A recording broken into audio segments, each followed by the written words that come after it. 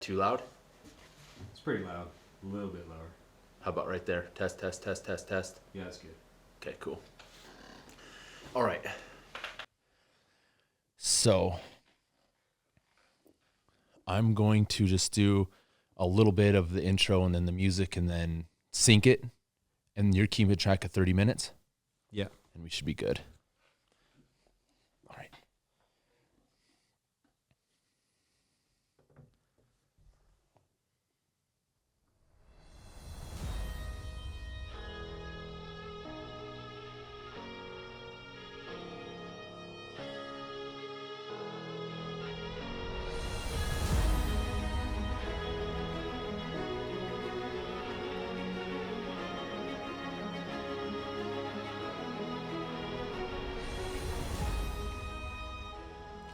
What's up, guys? I'm James O'Neill.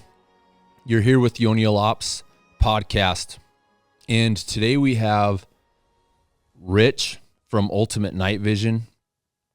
And we're going to be doing something that's a little bit different. I'm going to kind of introduce him and what he does, and then let him go into detail about it. This is something that we kind of were collaborating on the phone. We were talking about doing a podcast via the phone, but him and Tyler and Chris of the Night Crew and Ultimate Night Vision all came up here and did some film work and some hunting with us. So I just thought it'd be a pretty cool chance, since he's in-house, it's kind of a unique situation, to get him and his mindset with what he's done for Ultimate Night Vision regarding the media side of things. It's really impressive. Just kind of get his story and how he does it, because I know there's a lot of guys out there that are real interested in that. So we're just going to kind of get right to the point. Once again, guys, this is the Predator Hunter podcast. This is a place that we go into detail with the equipment that we use, application specific, tools, tactics, training techniques to help you become more successful at what you do. And that's what we're doing here.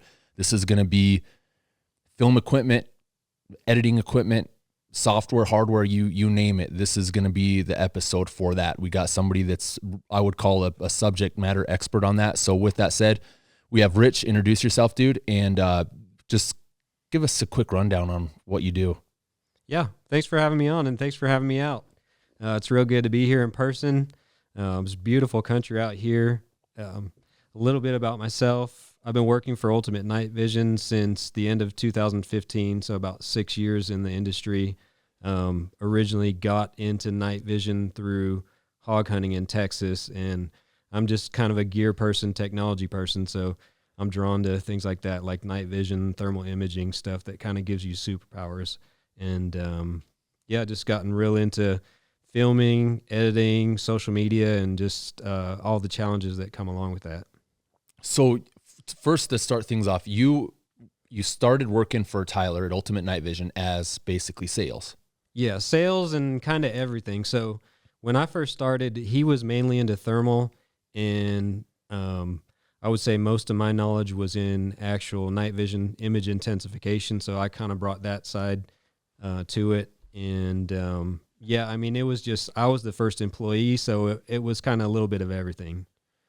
And you did, at that time when you were basically in sales, you were doing a lot of the, like you said, some of the filming and the editing and uploading stuff like that for some of the social media platforms. Yeah, I was doing sales, and then basically in any free time that I had after work hours, outside of the regular 8 to 5, I was out hunting, getting footage, testing gear, and uploading it to social media. So take us through the beginning a little bit, just from what you were doing in the beginning to the transition that you've made now. What's your job description right now? What your transition is? Okay. Yeah. Recently I got out of sales, and I'm just 100% in marketing and social media now. So we got some new guys that are on sales that have some good experience already, and they're going to do a really good job. So that'll kind of free me up to do some other stuff. We can think more big picture about what sort of content that we want to do and how we want to market the brand.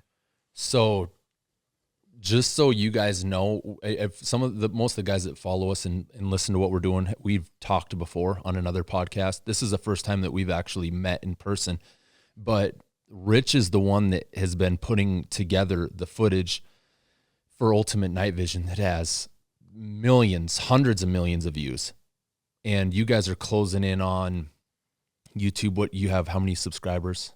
We're up to 830,000. So you're going to be, what's your projection? Just an idea for 1 million. We're hoping to get to 1 million at some point, 2022.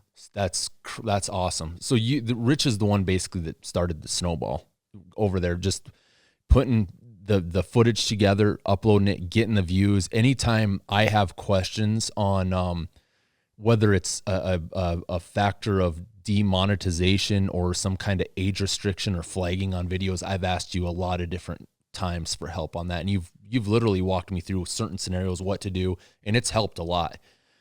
But let's talk about the traffic generation, like how you generate traffic. What's your technique that you use to, whether it's YouTube, whether it's Facebook or Instagram, or maybe I think you've got written down all the 3 different platforms that you're kind of in control of and that you post to.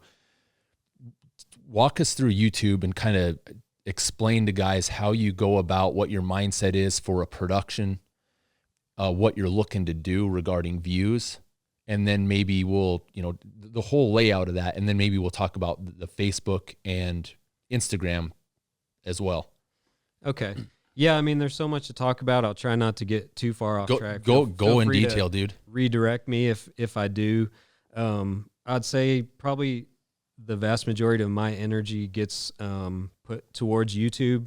I think YouTube has the most potential. They were the first platform to really allow creators to monetize, and it's the platform that you can really gain an advantage if you're willing to put the work in and kind of jump through all the hoops and go over all the hurdles that you run into. Whereas some of these other platforms, like Instagram and Facebook, your organic reach is just really limited because of the platform. They've changed their algorithms to where they pretty much want you to pay for advertising to have your stuff promoted to people who aren't already following you. So YouTube actually allows you to have that organic reach if you're willing to put in the work. So it's hard, it's complicated, it's a grind. I didn't know anything about it before I got into it, and it's just me just throwing everything against the wall and seeing what sticks, running into a roadblock and trying to figure out a solution or a hack or a creative way to just get around those problems. And that's big for us in the hunting, firearms, and shooting sports industries. I mean, we're kind of at a disadvantage politically. Just all the tech platforms where we're trying to promote ourselves, they're not really a hospitable environment for people like us. So we have an uphill battle, but I think if you can navigate those waters, then I mean you gain a real advantage over other people who may just have it easier. So I mean you kind of figure things out better by having more struggles. What's your take on like the algorithms that you mentioned on specifically YouTube to significantly grow your channel from what you've seen, some of the spikes maybe in subscribers? What do you relate that to? What do you think causes that? What are the algorithms that you see that guys need to kind of focus on in order to grow their channels? Oh, that's tough. I mean, there's so many things. There's so many facets to it. I would say, I mean, the best thing that you can do is just keep trying stuff and see what works. Pay attention to your analytics. YouTube has a ton of information that you can look at to see how your videos are doing, your audience retention, how long people are watching each video, what percentage of the time people are clicking on your video, if YouTube is serving that up to people, which is really important. So, I mean, besides making good content, there are some things that are just absolutely essential to succeed on YouTube. And the 2 things would be your titles for your videos and your thumbnails, because if nobody clicks on your videos, it doesn't matter how good the video is. you're not going to get that watch time. And if YouTube promotes your video or puts that on the home screen for somebody to watch and they don't click on it, they're going to stop recommending it. So the number one thing that you have to do besides make good content is make sure that you have a thumbnail and a title that is going to make somebody at least interested or curious in watching your content. So, don't hamstring yourself by making really good content and then, just half-assing the title or the thumbnail. How do you think, like, what's overboard on clickbait? What would you say for like a thumbnail? What I do personally, like, I'll try to go through the actual video the production that I would say I did, whether it's the B-roll in the intro or one of the actual kill shots, and I'll basically screenshot that and use that as a thumbnail somewhere along the line. What's your take on how you do it?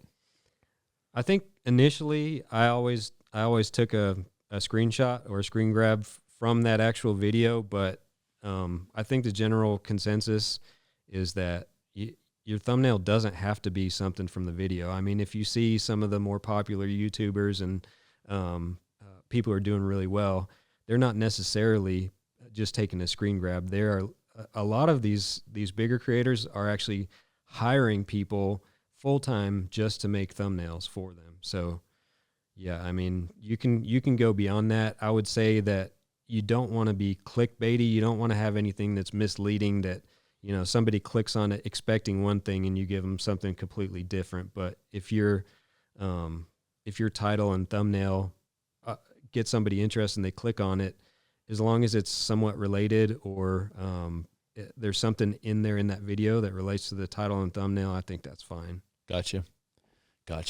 So YouTube is primarily what you like to do. What have you done? What's your take on kind of the Facebook and Instagram side of things since you're doing those as well?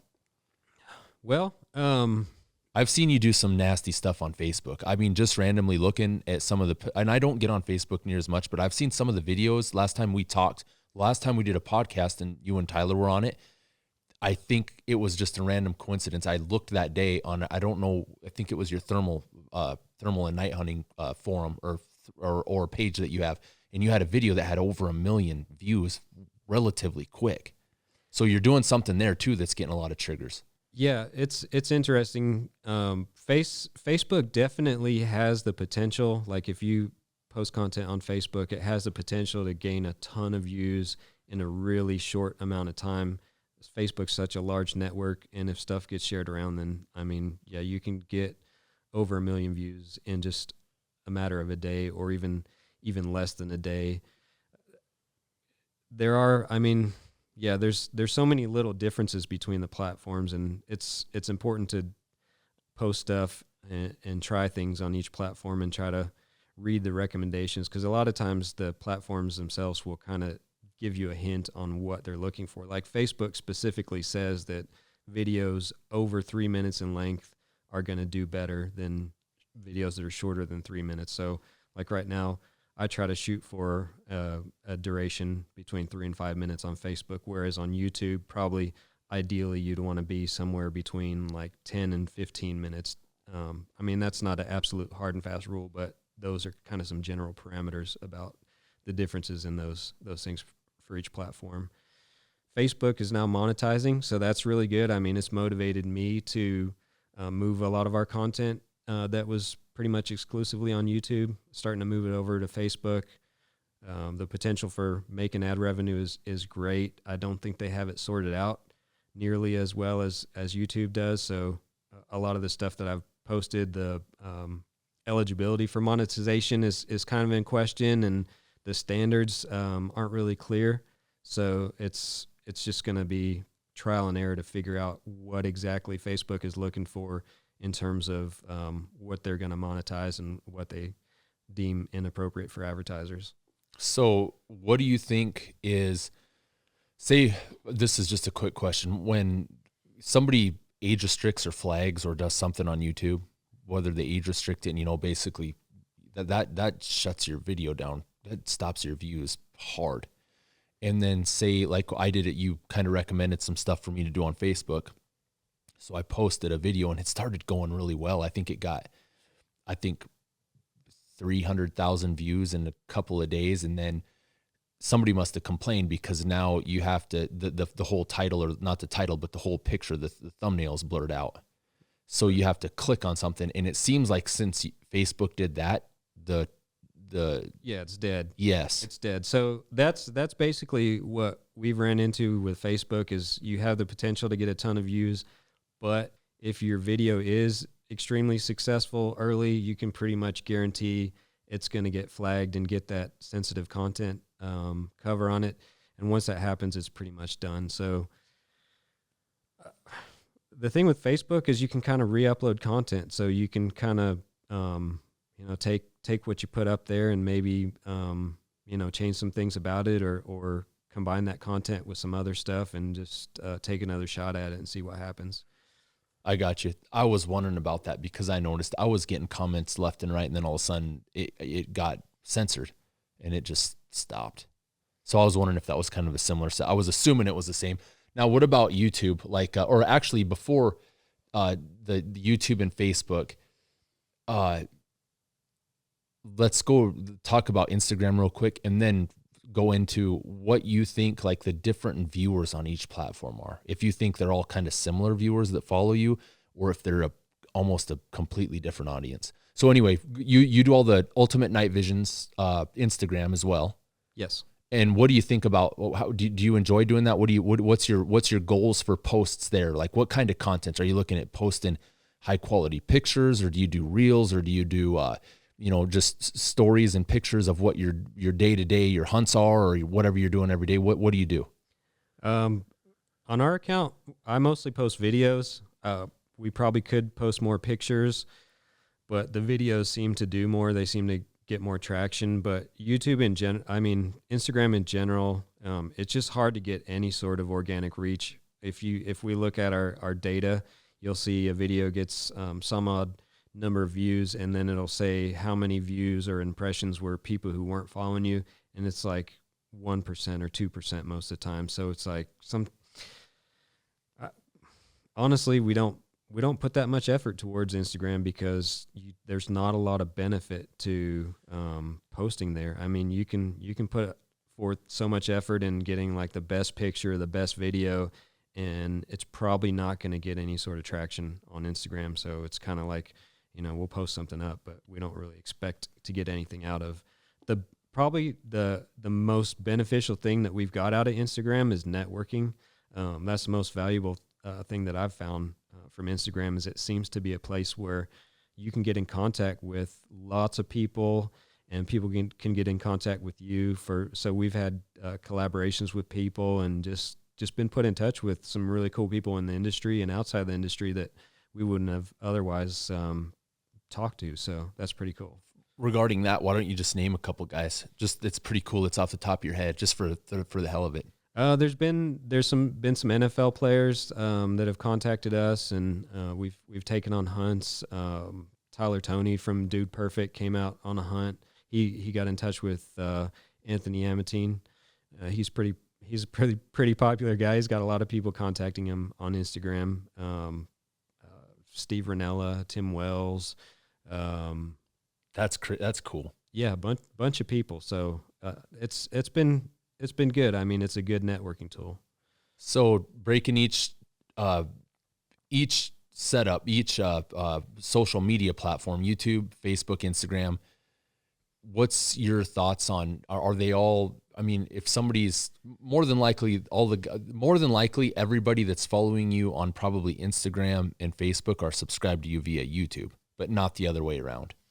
Or how would you put it? I don't think so. What I've kind of learned or observed is that there's not nearly as much overlap as you would think. Like you have people who are exclusively on Facebook, and then those people don't necessarily watch YouTube, and the same goes for Instagram. So we kind of put a premium on YouTube and put our best videos and full edited productions on YouTube, and didn't put them on places like Facebook. But even regardless of Facebook now monetizing, I think it's beneficial to post on every platform that you can, because you can pick up a large following on one platform that on another platform that isn't on the main platform that you focus on. So I think is beneficial. Like there's just not as much overlap as you think. Really? That's interesting. See, that's something that you would know a lot more about than I would. When you do a video, when you edit a video and you look at it and you start to piece it together for a YouTube, say a YouTube production, what are some of the things that you're concerned of? I know you kind of are concerned about regarding how you put it together. I know we talked about, you got the thumbnail and you have the title initially to get the interest getter. It's what's the first initial impression. That's what somebody sees. That's what somebody reads. And that determines whether or not a lot of times they're going to click on it. But after that, from you as a personal creator, what you do, all the hundreds of millions of videos that you've put together, or the hundreds of millions of views from the videos that you've put together, what do you do? How do you what's in your mind putting stuff together when you're putting a video together? There's a lot of stuff that goes into it, and it's pretty complicated, and especially complicated for us, for people in the hunting or shooting industry, because you have so many potential landmines that'll get your video demonetized. So you have to consider a lot of that stuff where you can't just necessarily go by what you think will go viral, because that same thing may be the thing that gets you demonetized. And it's not just that your video is demonetized and you're not making money off of it. If it gets demonetized, it pretty much kills the views too. So there are little things about YouTube, like they have some weird rules that are hard to find, but there's kind of like a general rule that if you front load your video with a bunch of kills, like in the context of our videos, like if we put a bunch of kills or like some graphic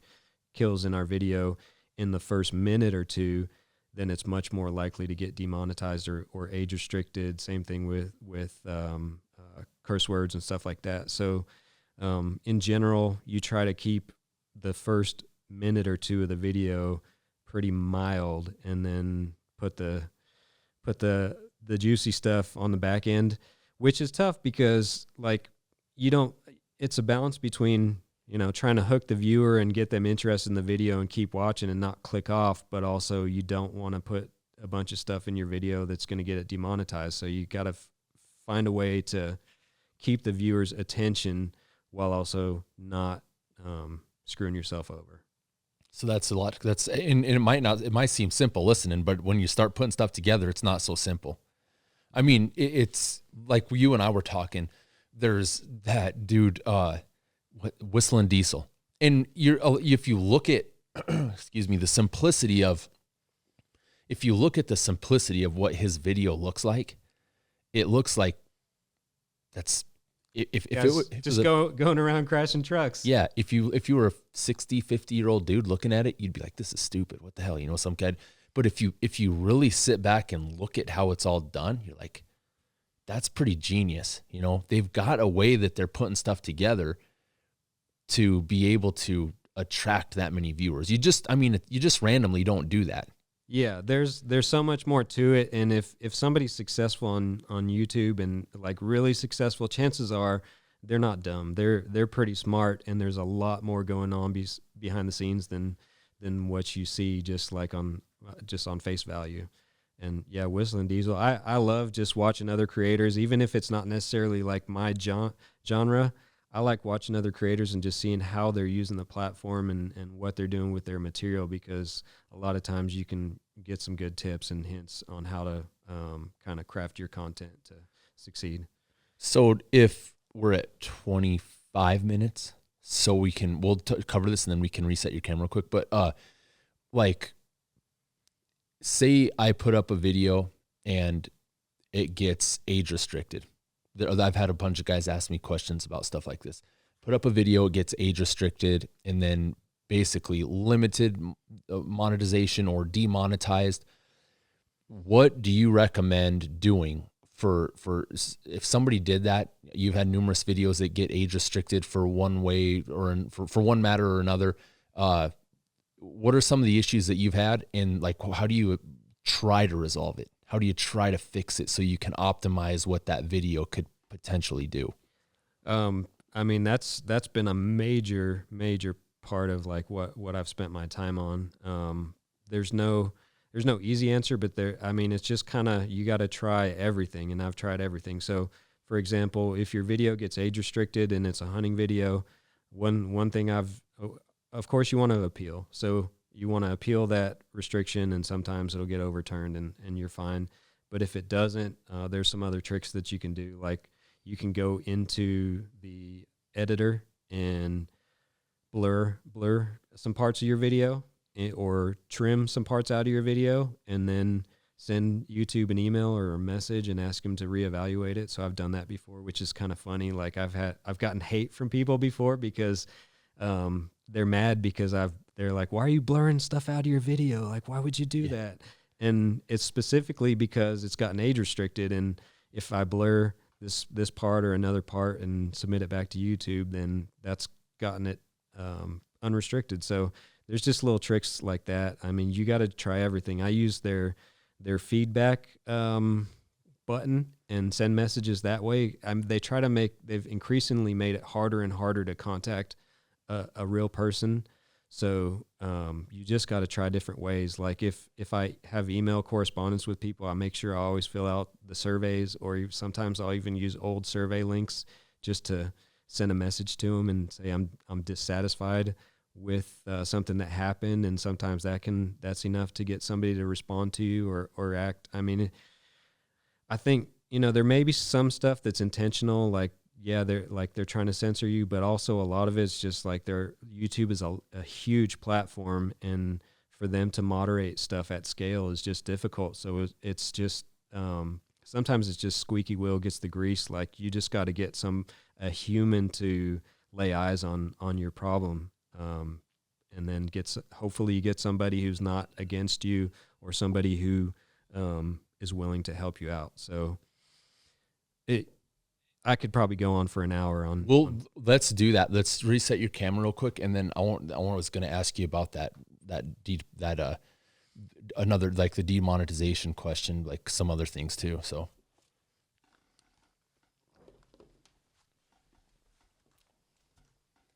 And I can, I'm just going to let this run, but you know what I'm going to do? Because I forgot to do that at the beginning. I think it just started another one, so maybe it just does it 30 minutes at a time. This one seems cool. Does it?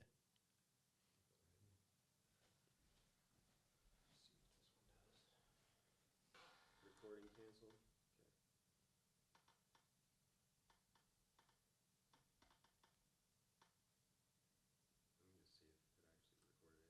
Yeah. Yep. I'm not in a hurry.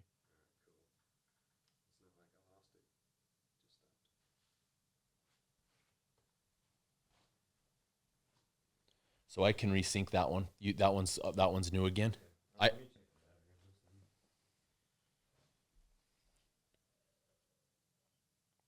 That's some good info, dude. Is it? Okay. That should be another sync.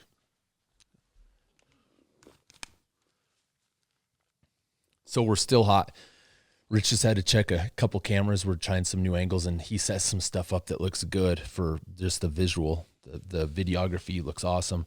So talking about back to the demonetization or stuff like that, I've heard, and I know I asked you, but I've heard after you acquire or you earn, I would call it earn, after you earn so many subscribers, I've heard that you get a designated person from YouTube to basically you can have contact with somebody for problems. That I had heard that too. I think that's how it used to be. I mean, that's what the policy was, and so I was super excited to get to 100,000 subscribers. So then I'd get a personal contact in YouTube who could help us out if we had an issue. But when we hit $100,000, or 100,000 subscribers, we applied, got no response, and we applied again, got no response, and then they changed their policy and said it's just basically it's up to them. It's up to their discretion whether they want to give you a partner, a YouTube partner manager. So it's not going to happen. So what you're saying though, there is still a potential for you to still apply to get somebody like that. You can't even apply anymore. Oh, I think okay. it's like will contact you situation. You'd think that there would be somebody that would be able to do that based on, there's not a whole lot of, well, there's more and more and more, but okay, X amount of 100,000 subscriber channels. There's probably quite a few of them. Not as many as there are 100,000 subscriber channels. You go up to 500,000 subscribers, fewer. You go up to 1 million subscriber channels, fewer yet. You'd think that they would kind of cater to those guys because they're the ones that are bringing, whether it's content that they like or content that they don't like, it's still bringing traffic to their it's still bringing traffic to their platform. You would think that. I mean, nowadays there's probably, I don't know how many million subscriber channels there are. There's probably close to 1 million now, if I had to guess. What? I mean, Say that again. Hold on. What was probably? I'm speculating. There's a lot. I'm guessing there's a lot, and I'm not too optimistic about it just because. I know I've had contact with some people who have channels like much larger than ours. You know, a couple million subscribers, and I don't know anybody who's got a partner manager. Gotcha. So I think. So don't expect it. Yeah, I wouldn't expect it. Although I think you had told me that Fishing with Flair had actually had somebody from YouTube contact him to help him out with an issue with some other friends that he had who had other hunting channels that had gotten deleted. So that's a good sign. There are some people in YouTube, at least one that we know of theoretically that likes hunting content or thinks it's important, who's willing to help. So it's not all bad, but yeah, I wouldn't expect any sort of official support from YouTube. What do you think off of? So we'll kind of, I think maybe wrap it up on the social media side of things, and then maybe go into the filming aspect physically, like the equipment that you use, but the YouTube side of things, or social media side of things. What do you think? Do you think there's YouTube's basically the only beneficial platform for guys like us, guys that do hunting and shooting, stuff like that, outdoors? There's a lot of big channels that are just, like, what's that? 40 Hickok 45. That guy's got a ton. Who's that other guy that's probably our age that does Demolition Ranch? Yeah, Demolition Ranch. You'd think those guys would just be getting hounded, but they still continue to grow. And you always hear guys, I hear guys all the time, like I'm on Sniper Side, a forum online, a big hunting and shooting forum. And guys are like, well, YouTube is doing this and this and this, which I don't really follow what YouTube does real close other than post up to it. But I sit back and watch those bigger channels and they continue to grow pretty well, even with what they do. I don't know how much they're having to fight to do it. But other than Flair, when I listened to him a couple months ago about having buddies that were getting demonetized, where that's basically their job. When they're full-fledged YouTubers, that's their income. That's what they're doing. And so they're obviously treating it like a business. And if they get demonetized and they're no longer making an income, you get concerned with that. But other than me listening to him on his Instagram story talk about what YouTube was doing and this and that. So basically what he did is he created a sister channel that it was kind of I don't want to say a no holds barred channel, but that's where a lot of his firearms content went. So that, overnight, 2 days later, he had 250,000 subscribers, but it was primarily, he had the shooting side of things. It wasn't fishing where he's kind of doing his big channel. It was more firearms, duck hunting or coyote hunting or whatever else he does. So what do you think, like, back to the main question, is there a better, do you think there'll ever be a better platform? Some of the guys will get together and build a bigger a social media for guys like us? Or do you think that it is what it is, and with those guys, those bigger subscribers like Hickok and Demolition Ranch, do you think that those guys are continuing and will continue to grow with maybe not as big a struggles as guys are making them out to be? Yeah, I think the big channels will continue to grow. I'm sure they just haven't been breezing by. I'm sure they've I'm sure they've had more than their fair share of issues with demonetization and age restrictions and the threat of the channel being canceled anytime there's some sort of policy change that comes out. You know, people get worried, and rightfully so, because they have their whole career, they have their family's livelihood wrapped up in this stuff. So it's a precarious place to be on a platform that you don't really have control over what's going to happen. You can't prevent some sort of event where your type of content is no longer allowed or no longer acceptable, and your channel's deleted. So it makes sense that they do stuff. Starting a second channel makes sense. It's kind of like diversifying. So if one channel gets deleted, then you still at least have something to fall back on. As far as alternatives to YouTube, I'm not aware of any other viable platform right now. I hope that there is something. I mean, the hunting and shooting and outdoor industry is so huge, and there's so much money behind it, that you would think that we would be able to come up with some alternative. But it's tough, because just big tech is so big that, I mean, it's going to take somebody with a lot of money and a lot of influence and a lot of dedication to start something that's actually going to take hold and be a legit competitor to YouTube and Facebook. I could imagine that, but I bet I couldn't imagine how many eyes there are on YouTube, potential eyes, and then you take a group of, like, the big, you said it is a big industry, the hunting and shooting industry, and it's getting bigger and bigger and bigger. But if you take the amount of people that watch our stuff compared to the amount of guys that watch something stupid on YouTube, you take that, you get some kind, like, I was about 3 or 4 years ago, I think I started a membership at Full 30. Have you heard of that? Yeah.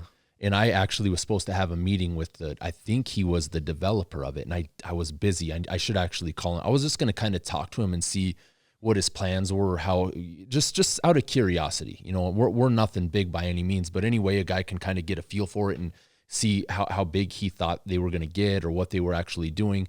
It's always nice to try to support somebody that supports you, but at the same time, where are you going to go with it? You post a video there and you get, and nothing against anybody, but you get a millionth of the views, or 100,000th of the views. It's tough. I mean, the audience of YouTube is just enormous. I mean, it's just completely eclipsing anything mainstream media. Like, YouTube is the thing. Like, if you talk to a young kid, they're going to be much more impressed by somebody who's a YouTuber than when we were growing up. It's, oh, you're an actor, or you're a celebrity, or you're an athlete, or something like that. Now, like, the kids don't care. They follow Mr. Beast, and they follow Dude Perfect, and they follow whoever the gamers are. That's who they're following. I think YouTube is huge. Yeah, I heard of Full 30, and I think we applied to be on Full 30. Nothing ever came of that, and I don't know. It looks like they're still around, but I just haven't heard anything from them as far as, like, new developments or what's going on with it. So, and I haven't followed up with it either. Yeah, but that's interesting what you said. That's 100% freaking dead nuts, dude. It's the kids. Like, if my kids, you don't even have to have Dish Network or any of that anymore. It's crazy how some of that stuff's going by the wayside. You can just go to YouTube and almost watch anything. Like how Netflix did away with Blockbuster, basically. If you look at it, in college, we'd go to Blockbuster. We'd go get movies. That's what we did. Got to get done with practice, go get a movie.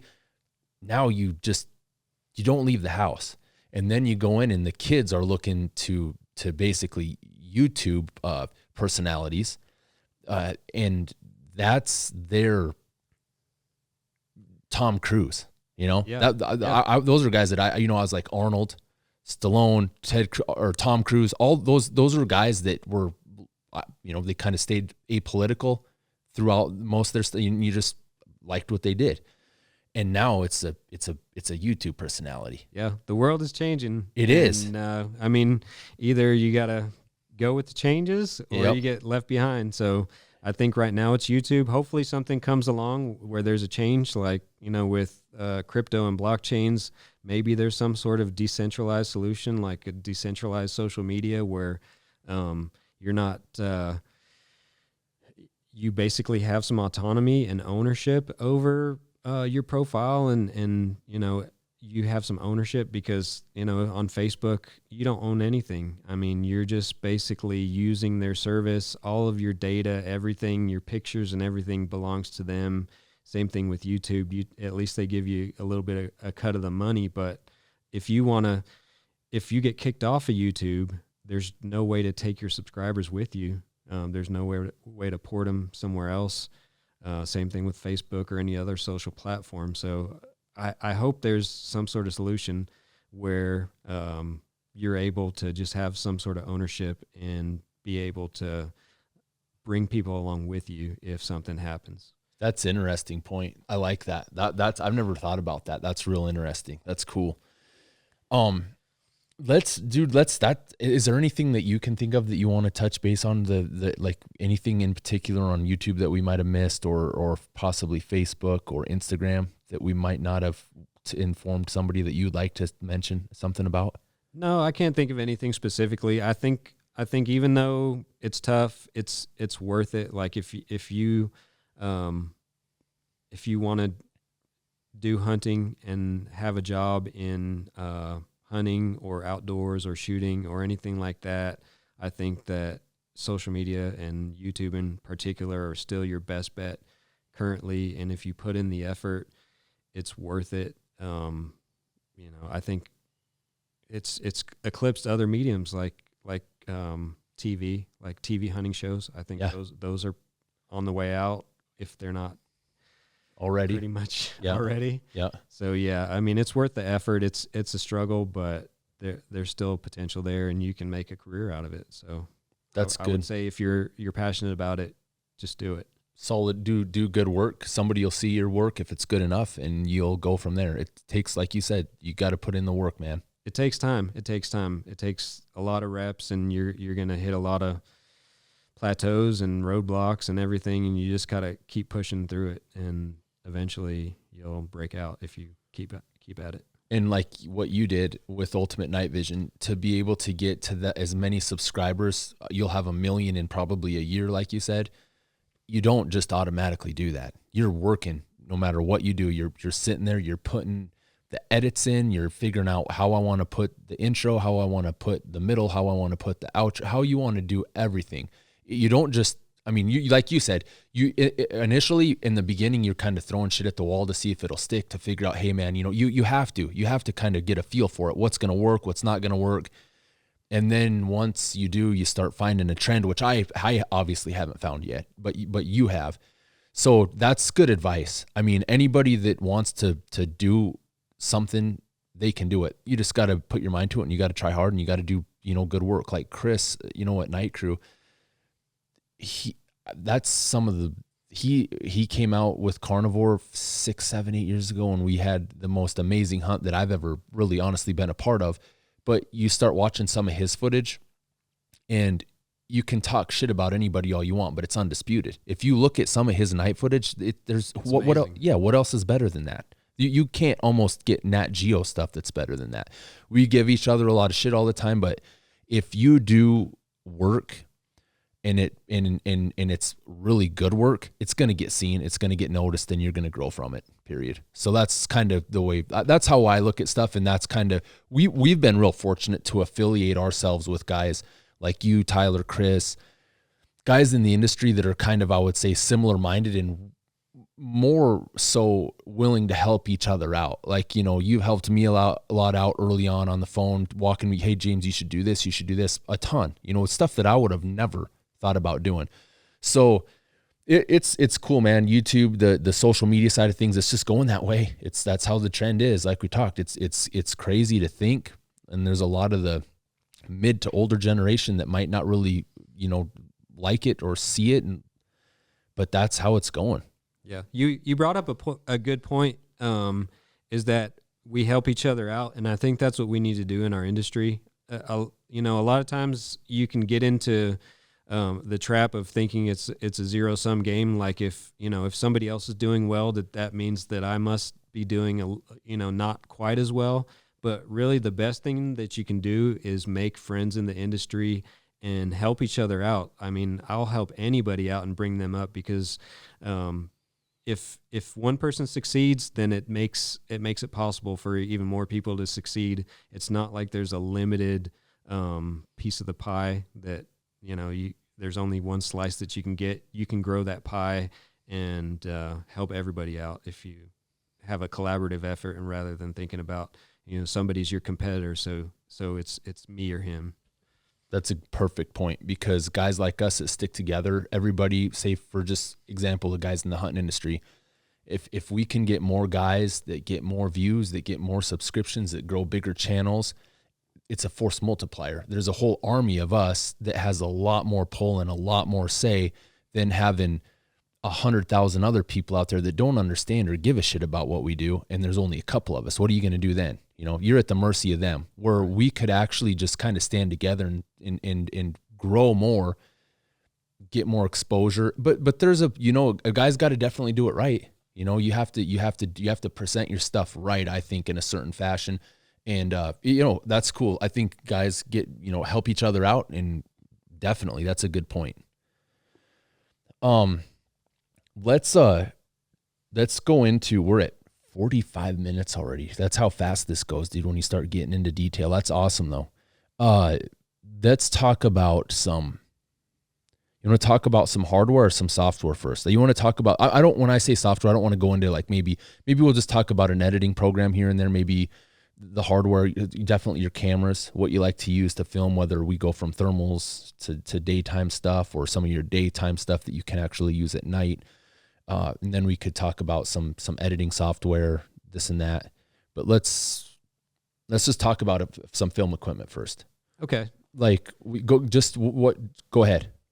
Well, the majority of the equipment that I use is going to be the products that we test and sell. So, pretty much what I'm doing outside of 8 to 5 is running up north to the Red River and hunting and going hog hunting and using these products and getting footage through these various optics. So mostly thermal scopes and also some night vision.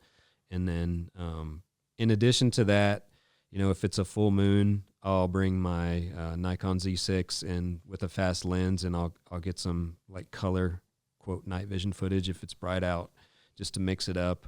I've tried pretty much everything as far as filming at night. I've tried so many different setups and different techniques and ways to film things, and just I'm always trying stuff out. So regarding thermal, let's just say thermal scopes that you're testing out, what are some of the best, some of the better ones that you've used for over the past five years that you've been filming? I don't want to say the top one, but what are some of the handful of the best scopes that you've used that you've seen you're getting the best footage for your productions?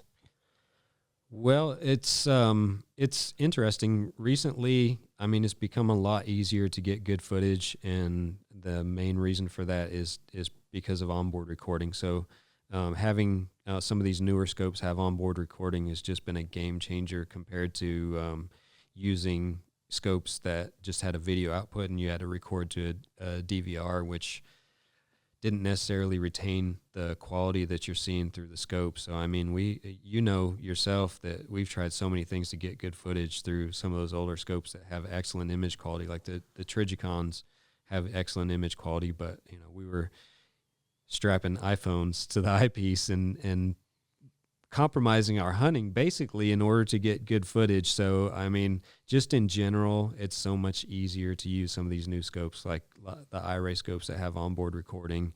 It just makes it so much easier. You can just transfer the video to your phone or to your computer via the app, or drag them onto a file onto your computer. So those have been huge, just made it so much easier.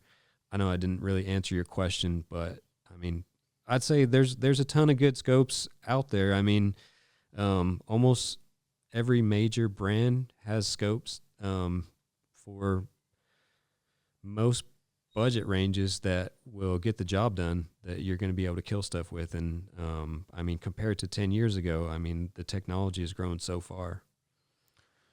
What do you go through, like one quick, so you go from A to B on a night that you leave your house and you go hunting all night long.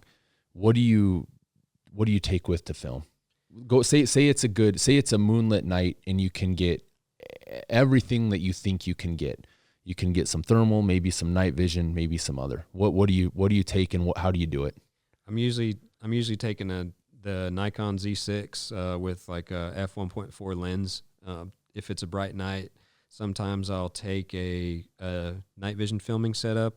How do you do that? Structure that real quick. The night vision setup is this Litton 944A monocular that you can attach to your mirrorless camera or SLR camera and basically have a night vision video camera that way.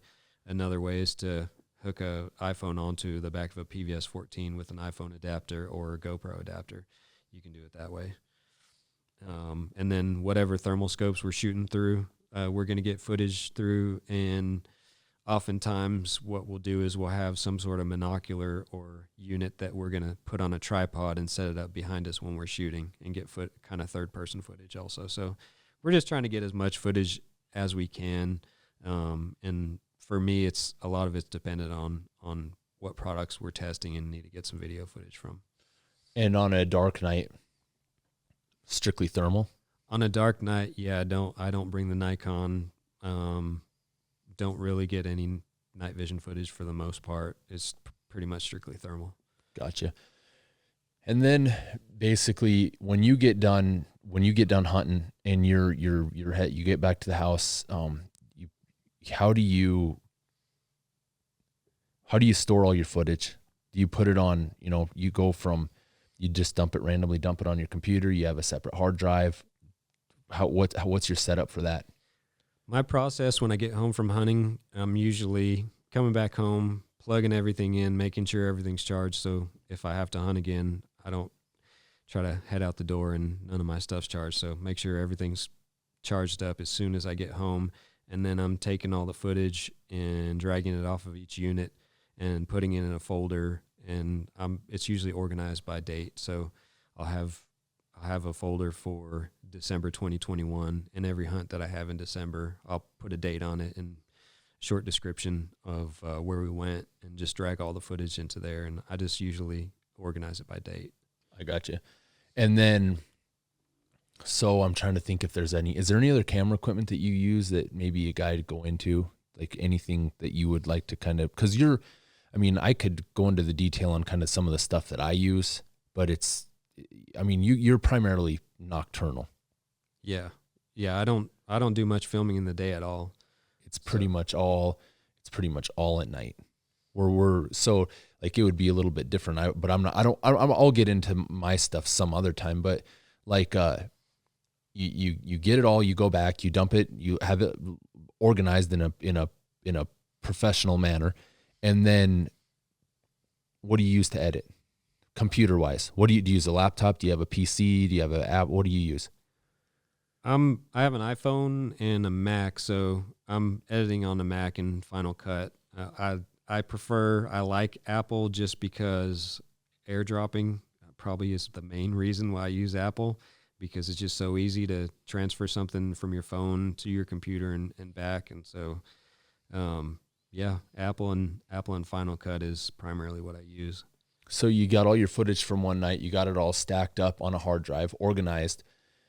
How long will that sit before you get to it and try to do some kind of a production? Or do you do like, get enough footage for, how do you go by the amount of footage that you basically occur over time to the point where you're like, all right, I need to compile this and do a production, something, put it together on YouTube. I mean, do you ever go out on one night and go, oh shit, dude, we got some stuff that I can just do a full-fledged YouTube production, which I think I've seen stuff where you go out on one night and you can hammer 1 million hit video on Facebook.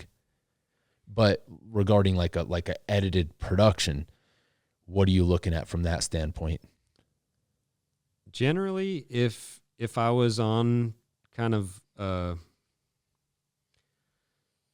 more regimented schedule, I'd say probably I'd take a month's worth of footage and make a video, like one per month. Definitely there are some nights where we just have a really good night and get a ton of great footage where we could make a YouTube video out of just that one hunt. But ordinarily it's some sort of compilation, and it's usually about a month's worth of footage that I'm compiling. So I usually make a rough edit and just break it down into clips from the night, and I'll usually post those on Instagram and Facebook. I try to get enough footage on Facebook for a 3 to 5 minute video, and then Instagram, you get one kill, 10 seconds or 30 seconds or something like that. And then YouTube, we've just found that getting about a 10-minute video on YouTube does the best. So I try to get about 10 minutes worth of footage on there with not much filler in it. Just a kill every.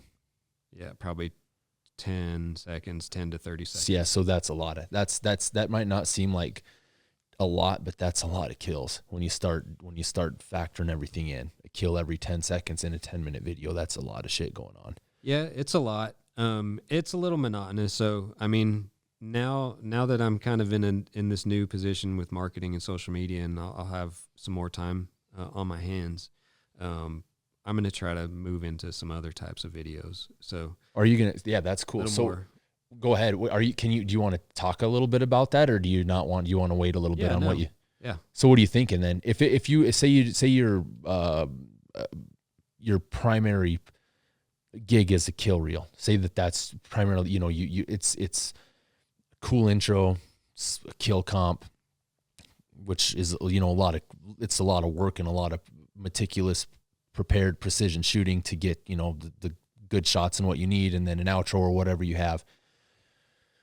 Is that how you would say is that how you would kind of classify what your editing style has been, or how would you say you've compiled your videos over the past 5 years? But and then tell me what you're going to go into. Tell me what you think you're going to try to with your new gig, what you're going to do. Tell me what you're going to try to go for, what some of your goals are.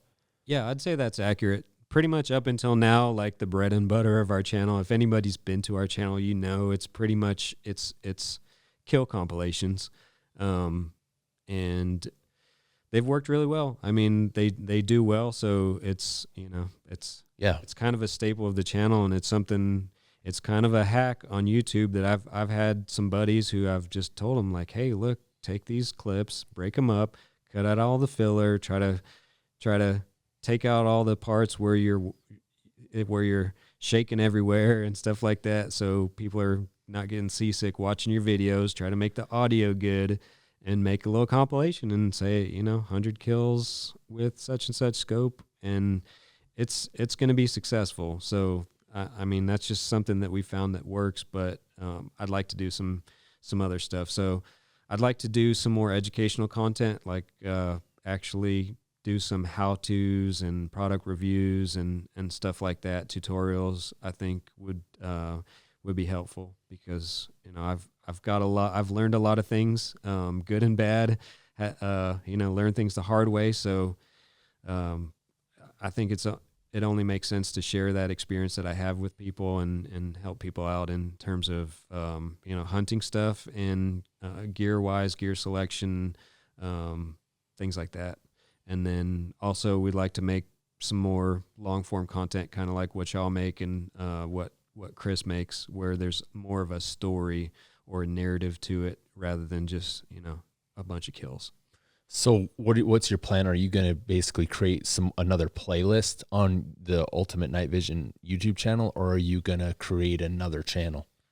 We don't have any plans right now to have a second channel. We'll just have them on the main channel, and we'll just kind of, the plan is just to mix them in with the regular kill content. And I'm sure some people will be upset that it's not just kills, but I'm sure there's a lot of people who would probably eat it up. To get a little deeper into it than just 100 kills. That's cool. I think that's the right way, dude, because you get somebody that has the experience that you do with the equipment that you've had. I ask you questions all the time. I mean, I just, today with the dual bridge, certain things you're like, oh dude, you got to do this, this bolts that just the stuff that you do. And a lot of people will take that into appreciation, but there's no getting around people that are bitching. You got guys there that are like, oh man, Ultimate Night Vision is posting another video. Get ready for fucking boom, boom, boom, boom, boom. And then you're going to be doing a review.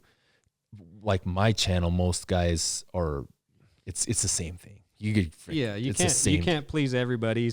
No matter what you do, somebody's going to bitch. Exactly. So, just do what you think is right. And that's good though. It's I would almost relate it to like Flair, where he had 2 million subscribers or something. And then he's like, well, you know what? If we're getting demonetized, I'm going to have a sister channel. And within a week, he has 250,000 subscribers. It's a similar deal that you can do with your channel. I mean, you have millions and millions and millions of views and hundreds of thousands of subscribers. You're going to get the traffic to those videos. It might not be as much, but dude, 100,000 or a 200,000 view equipment review, those are the people that want to be there. I mean, you know what I mean? Those are the people that are interested in buying something from you guys or getting more intel from somebody like you. That's a big following. That's a lot of people that are, that are uniquely interested in what you guys do. I think that's the way to do it. Right. Yeah. I mean, it's going to be a smaller fraction of our audience, but those people are the most important people to us in terms of a business and what we do. So there's just more value to it. There may not be as large of an audience, but there's a lot of value to that. So, I mean, it just makes sense. And it sucks to say that those are the most important people to us, but it is. They are. Well, I mean, the people who are really into this lifestyle, hunting, night vision, shooting sports, people who want to get deeper into it. I mean, there's people who just want to watch it for entertainment, which is fine. But I mean, we want to cater to the people. I mean, like this podcast, this is going to go to like your hardcore listeners, the people who really want to get down into the weeds. This is not going to appeal. This podcast is not going to appeal to the masses. It won't get 5,000 views in a couple months, but that's those 5,000 people that are genuinely interested. That's a pretty solid, I mean, it's not a lot, but it's a pretty solid base of guys that really, they just want more information. It's crazy how many people are always wanting another review for a rifle, or hey dude, why don't you do optics or barrels or suppressors or actions, all sorts of stuff, man. Oh yeah. I mean, I'm that way personally. I pretty much don't watch any short form content on YouTube. Everything I watch on what do you mean short form? Like short videos, like 5-minute videos. Pretty much everything that I consume on YouTube or Spotify or anything is a podcast or something that's like an hour plus. I want to learn more about things. I don't just want superficial stuff. And I think there's a lot of people out there who are looking for something that's a little less superficial. Oh yeah, 100%. I think that's a real smart idea. I'm excited to see how that goes. I'm excited to see what you can do with that for sure. So what real quick, we might as well talk about you. What's it take for you to do an edit? Like you use Final Cut Pro, you said? Yep. What's it take for you to run through an edit? Say you have everything that you need. Everything is laid out pristine. Your workflow is as good as it can get. Not a shit show like I would have. Like how long would it take you to do an edit and be able to upload it on YouTube? That's a good question. I have no idea what the actual amount of hours is, but I'd say it's a lot. I mean, I'd say probably at least 40 hours for a video. Yeah, a lot of time goes into it. I don't really keep track because I enjoy doing it. So sometimes I'll just start sometime, 5 in the evening and then just work on it until 4 in the morning. Dude, that blows my mind. 40 hours. But I probably am not imagining how many hours you have to sift through of footage. Yeah, it's a lot of footage. I mean, it takes a lot of time. I mean, I really couldn't quantify the hours, but it's a lot. But I mean, if you enjoy it, then the time just flies by. That's crazy to me. I wouldn't have thought that. I wouldn't have guessed that at all. Like if I have all the footage that I need all on my 705 from my DSLR and I've got it all, and I just really wanted to burn through it, but my stuff isn't. It's just, I mean, there's not as near as much. You have a whole month that you have to go through, so I have to take that in consideration. If I had a whole month of footage, dude, it'd probably take me 100 hours, I guess. Yeah, I don't know. I mean, I hope to get more efficient. I mean, it's not sustainable if I can't get more efficient. And probably the reason why you can do it in a less amount of time is probably the planning and forethought that goes into it. You know exactly what you're looking to get when you go out there, and that's going to make it a lot easier on the back end. We were going to talk. That was something I remember talking about. Like I have almost a narrative that I kind of have an idea how I want to put it together. In a perfect world, I would go, all right, guess what? We're going to go to this spot.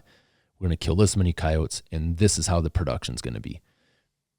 That's kind of what my mindset is going into each spot, and whether or not that happens is beside the point. But when it does happen, it's laid out. I have an idea. We can get it done. But regardless, I'm not as that efficient at editing by any means. If I had to go through the footage that you did, I would have probably twice as many hours into it. But so have you looked at what I did was, I got a new Logitech keyboard, and I use Premiere Pro for editing. I used to use Sony Vegas, and then it didn't work with my graphics card, so I swapped it all up and I went to Premiere Pro. And now I'm pretty much stuck on the Adobe Cloud. I use Photoshop for a little bit. I'll use Lightroom for editing raw images, and then I'll use Premiere for the videos. And I got into like a Logitech keyboard and a mouse where I can pre-program my mouse, so I can use the middle button to be the splice tool, the cut tool. And then my left button will highlight and my far right button will delete. So I would always, even a year ago, I would get on and I would start doing an edit, and I would always be on my mouse, and I'd have to go over to the toolbar and select a tool, and I'd have to drag it over. I bet I shaved off an hour off of a production just by doing those shortcuts on my mouse. The shortcuts are key. The shortcuts are huge. It saves you a ton of time. I haven't done it with the mouse, but I use the keyboard shortcuts religiously. I mean, if you could give somebody a tip on how to improve your editing or just make editing more efficient, it would be learn your keyboard shortcuts for all those things like splicing and cutting and pasting and all those little functions that you can do with a keyboard or a mouse rather than having to navigate up with an arrow to click on something in a menu. It's literally a game changer. It is. Have you seen those tools that almost look like this, but they're about half the size? And it's almost a whole nother keyboard that you can kind of learn. I don't know what they're called, but you can use them for all sorts of different editing programs. Have you seen those things? I've seen them, but I don't have any experience with them. I probably should be looking into ways to make things even more efficient. If you're going to be doing it, I would. My guy that he was a graphics art. Yeah, I think graphics. What do you call it? He did like a CAD and computer aided design, and he went to school to do basically, the Photoshop, the video editing. He was real savvy at all that stuff, and he told me, what cameras to use, what lenses to use. He did the first website that we did. He was basically a professional photographer, and he's the one that told me about those tools. And I started looking at them, but I don't do it enough to use to justify. They're not that expensive, but it's almost, you have to learn a whole nother type of. It's a learning curve. Yeah, it's like relearning the keyboard, almost in a way. But it would be something to definitely look at. They say that it's amazing how fast it cuts down your workflow, especially if you're going to be doing the editing that you do. I was just curious if you use something like that. Gosh, man, that's. Was there anything else on your outline that we were going to maybe touch base on that you can think of? We could talk a lot about. Yeah, we've covered a lot. I mean, we could probably talk about this for hours and hours. I think probably hit 30. We are, dude. You want to check it out real quick and check it out, and then I'll do the outro. Shoulda hour and 10 minutes, dude. We got to just do an outro, and then we'll be ready. No, it don't matter. No. Did it cut off, that one? Maybe. It wasn't recording when I looked at it, so I don't know how far it went. How much I missed, but I'll just use yours for whatever. Could always. I want to use some of that footage, dude, from that Nikon.